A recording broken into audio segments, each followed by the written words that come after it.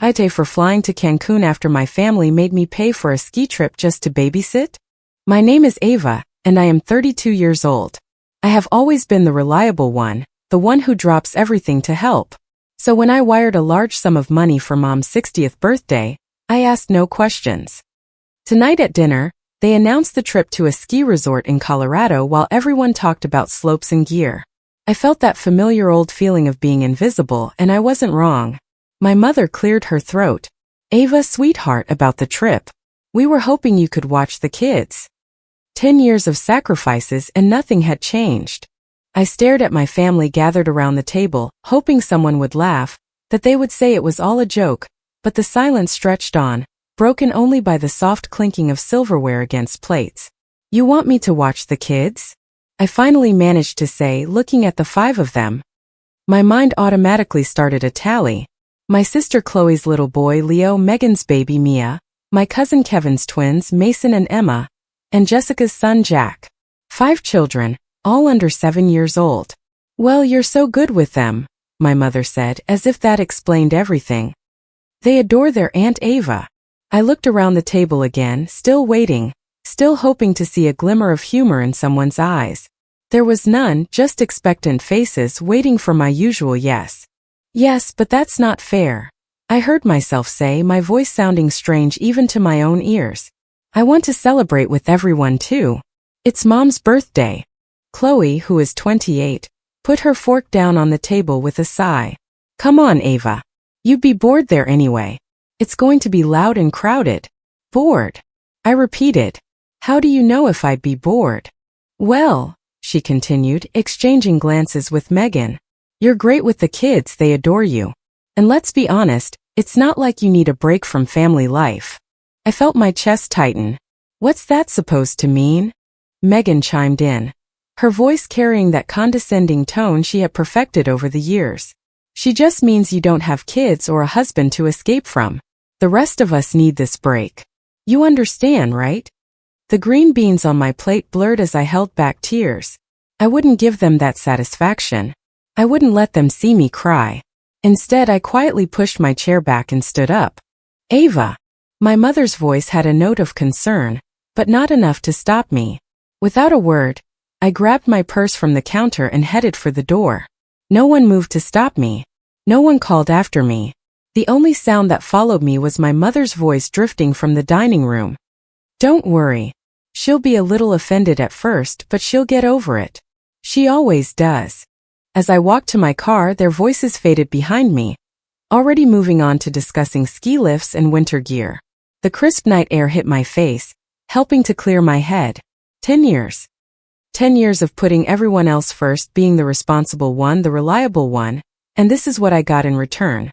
The worst part wasn't even the request to babysit, it was the casualness of it. The way they had assumed I'd accept. The way they had planned this whole thing without me, using my money, my time, my vacation days without even asking, as if I were just a resource to be used, not a family member to be included. I spent half the night pacing back and forth in my apartment, replaying every family dinner, every holiday, every moment I dropped everything to help someone else. The memories came flooding back, each taking on a new and darker meaning in light of tonight's events. There I was at 16, making dinner while my mother helped Chloe with her homework. Me at 18, turning down a spring break trip with friends to watch Megan, while our parents took a weekend getaway. Me at 21, working 2 jobs during college to help pay for Chloe's prom dress. The images kept coming year after year, sacrifice after sacrifice. Ava, can you watch Leo for a few hours? My sister's voice echoed in my head. I really need a break. Ava, would you mind taking the twins for the weekend? Kevin's familiar request repeated like a broken record. Jess is overwhelmed with Jack, and you're so good with the kids. I had always said yes, always, even when I had important meetings the next day, even when I was exhausted from my own work week. I prided myself on being the reliable one, the responsible sister, the perfect daughter. I collapsed onto my couch, the cold leather against my skin. The photo albums on my coffee table caught my eye. Family vacations where I was always the one behind the camera. Holiday gatherings where I was always in the kitchen while everyone else laughed in the living room. When was the last time someone asked me what I wanted? It's not like you need a break from family life. Megan's words kept ringing in my head, as if my life, my career, my choices were somehow less valid because I wasn't married with children. As if all my sacrifices meant nothing because they didn't fit into their definition of what mattered. Sleep didn't come easily that night. I tossed and turned, remembering how I had gone through college on a scholarship, determined not to be a financial burden to my parents. How I had started my career immediately after graduating and helped pay for both of my sisters' educations. All those late nights at the office, climbing the corporate ladder, sending portions of my salary home to help with family expenses. By morning I had made a decision. I'm not a confrontational person. I never have been. There had to be a way to resolve this peacefully, to make them understand without causing a family rift. So I did what I had always done when there was a problem. I tried to fix it. I waited until a reasonable hour on Sunday morning before picking up my phone. My mother answered on the third ring. "Hi, Mom," I said, keeping my voice steady. "I've been thinking about the ski trip. I actually have a solution. I'll pay for a professional nanny for all 5 kids. That way everyone can enjoy the celebration together." The silence on the other end of the line dragged on a moment too long. "That won't work, Ava," she finally said in a strained voice. "We can't trust a stranger with the children. They're used to you." "Mom, I want to be part of the celebration too," I tried to explain. "I want to be there for your birthday. I could find a very good nanny, someone with excellent references." "You know you're not exactly the life of the party," her sharp voice interrupted me. "Right now you probably feel uncomfortable with all the noise and activity. Anyway, the kids will keep you busy and you enjoy spending time with them. It's perfect for everyone." The click of the call ending echoed in my ear before I could respond. I sat there with the phone still pressed against my ear as my mother's words sank in. She hadn't even bothered to say goodbye. I was still staring at my phone, processing my mother's abrupt hang-up, when it vibrated again. Megan's name flashed on the screen. "How dare you?"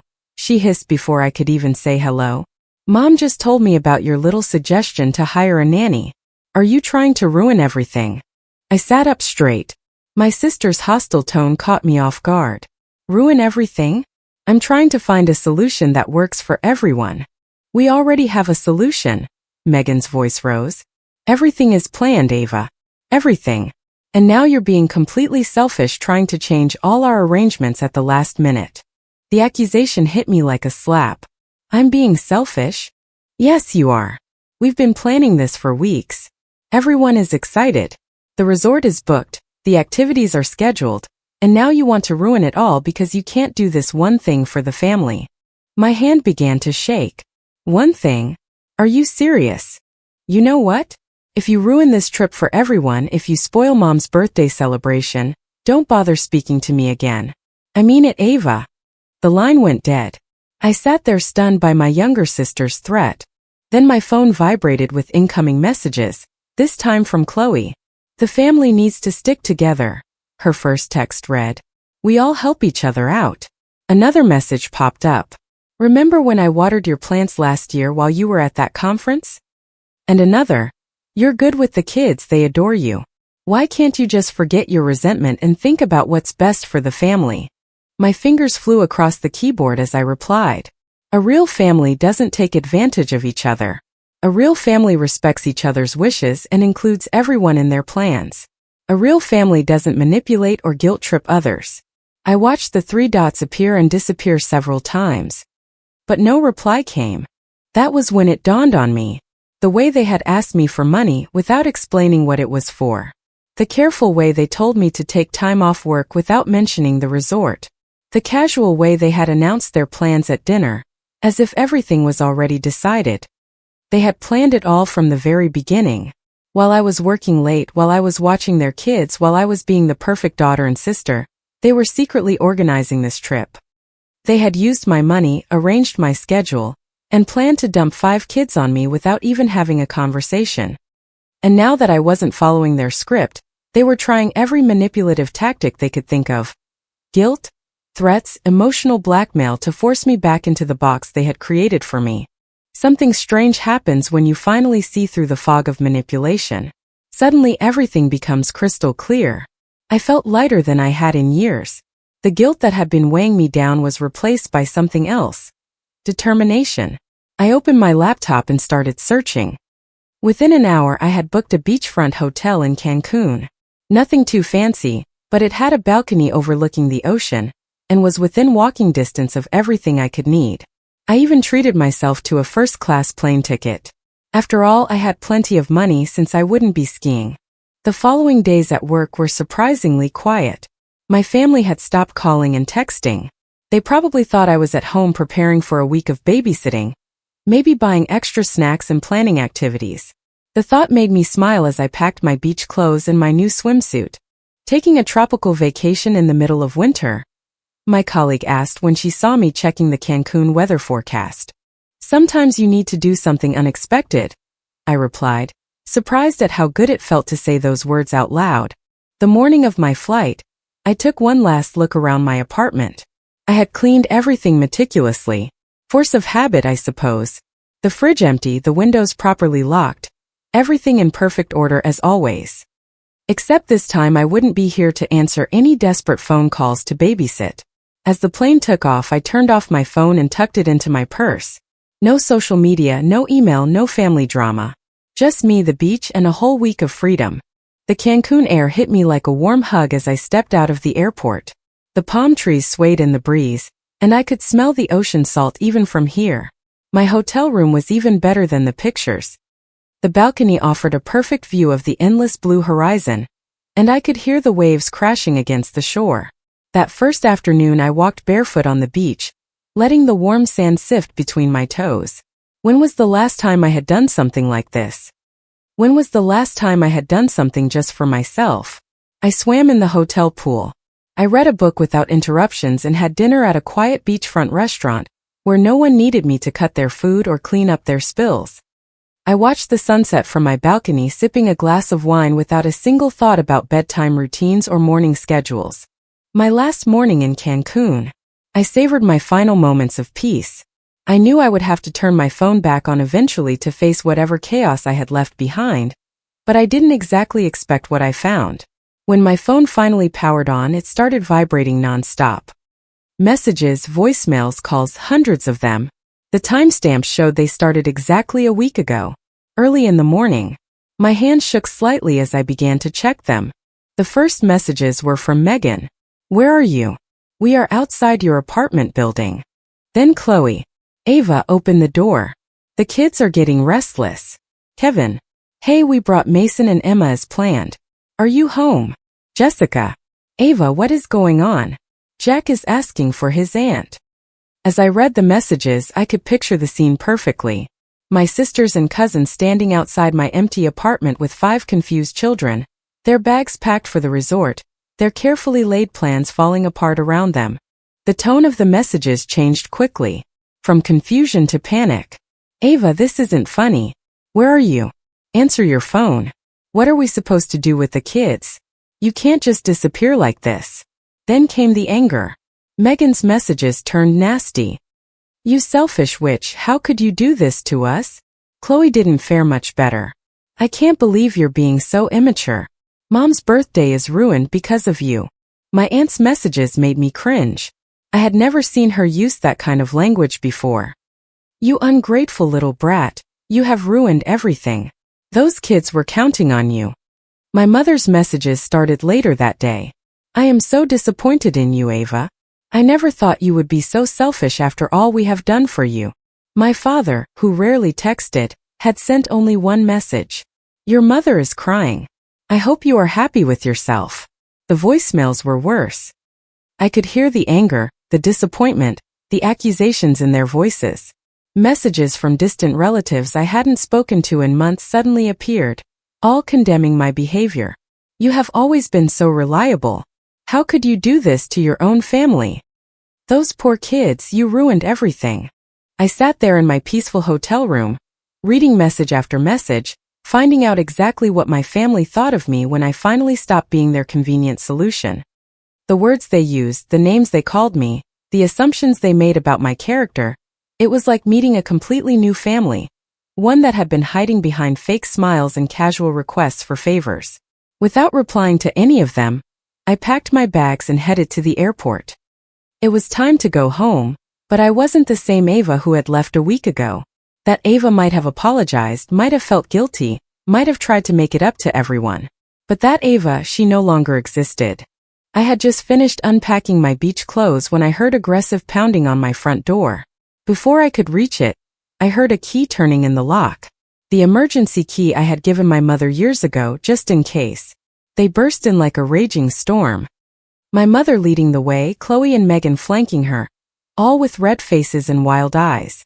The sense of peace I had cultivated in Cancun evaporated instantly. "Do you have any idea what you have done?" Megan yelled, taking a step forward. "You ruined everything, everything." I stood my ground, watching them unleash their fury in my living room. The same living room where I had watched their kids countless times. Where I had canceled my own plans to accommodate their emergencies. Where I had always been the reliable one.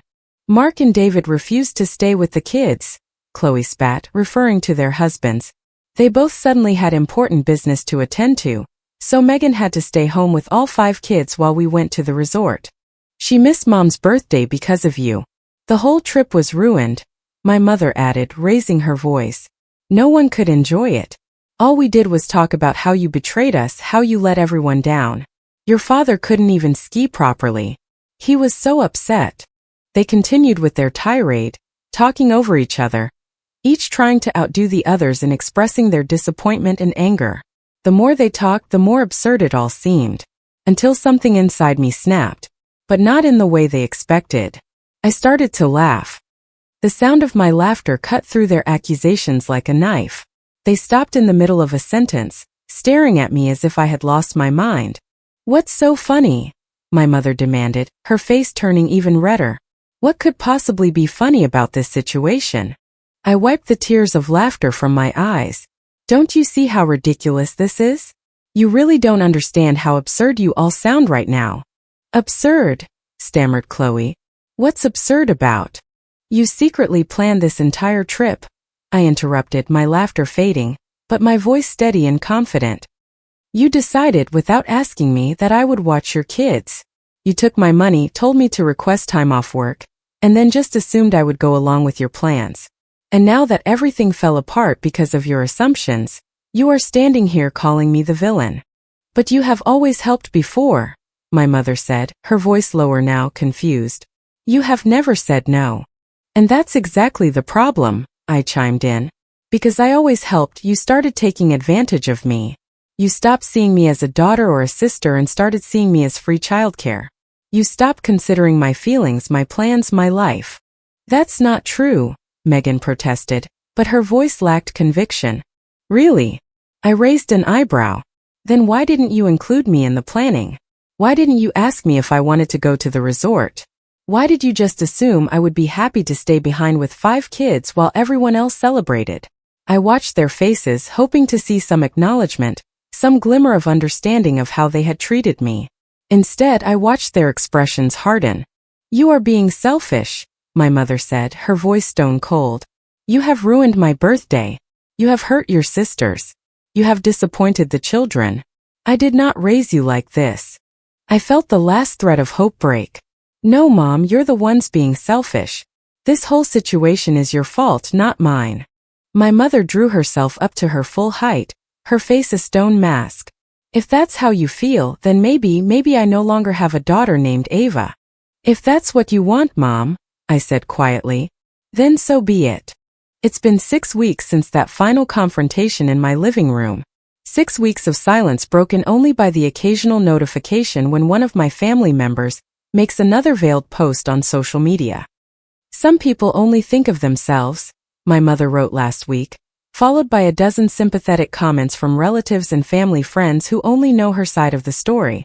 "Family should always come first," Megan posted yesterday with a picture of her daughter.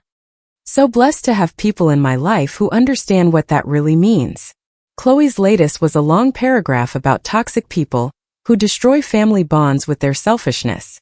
She didn't tag me, of course, but everyone knew who she was talking about. A few months ago, these posts would have devastated me.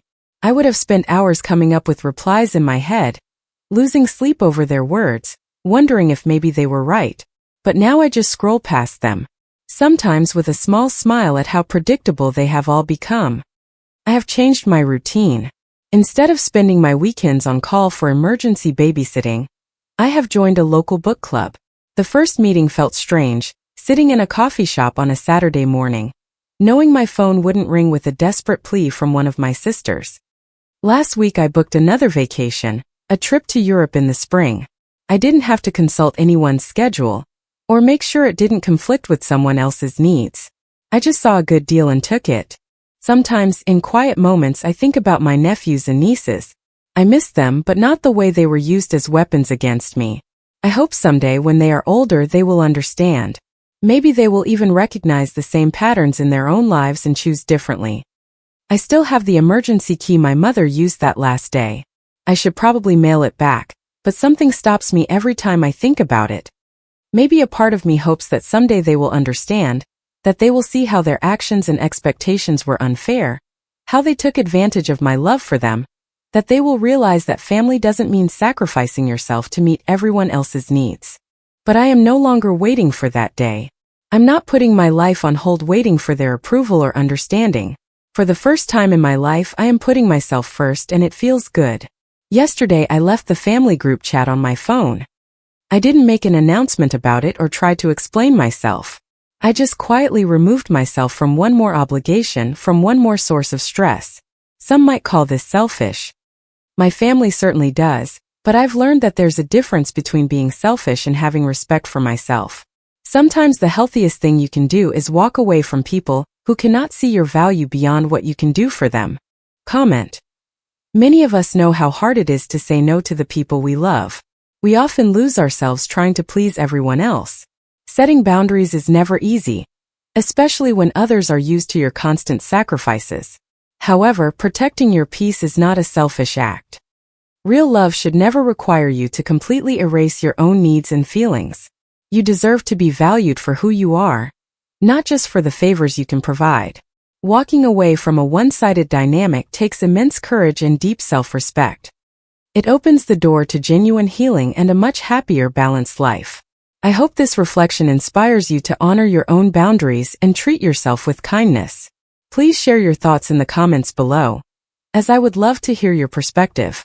If you liked it, don't forget to leave a comment and support the channel by subscribing. See you in the upcoming stories.